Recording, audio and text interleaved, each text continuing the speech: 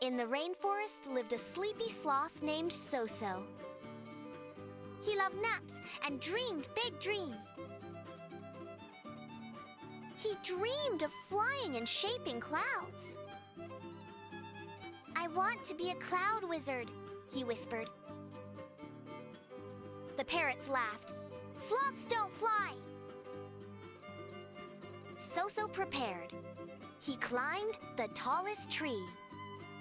He gathered moss and made a leafy balloon.